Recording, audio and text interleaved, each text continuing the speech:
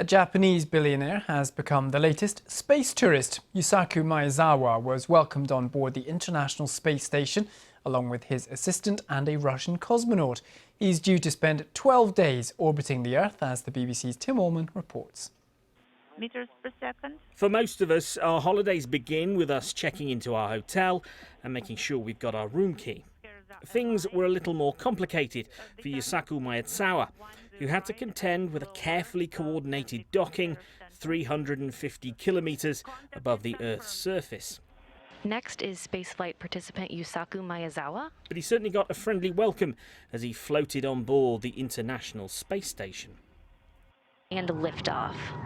Liftoff of the Soyuz MS-20 with 2 Japanese spaceflight participants and a Russian... A few hours earlier, he had blasted off from the Baikonur Cosmodrome, the first tourist Russia had taken into space in more than a decade. The exact price for the trip remained a secret, but some speculate he may have spent somewhere in the region of $50 million for his high-altitude holiday. Space tourism is a relatively new business. It was in 2001 that Russia flew the first tourist into space, the American entrepreneur Dennis Tito.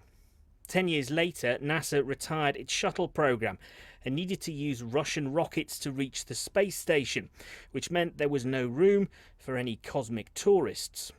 But in 2020, with the successful docking of Elon Musk's SpaceX Dragon capsule, NASA could ferry its own astronauts to the ISS, and Russia once again could offer wealthy holidaymakers a trip to the stars.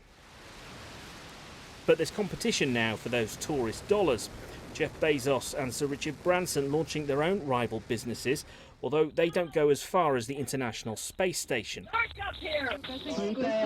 As for Yusaku Maezawa, he had the opportunity to speak to friends and family back home.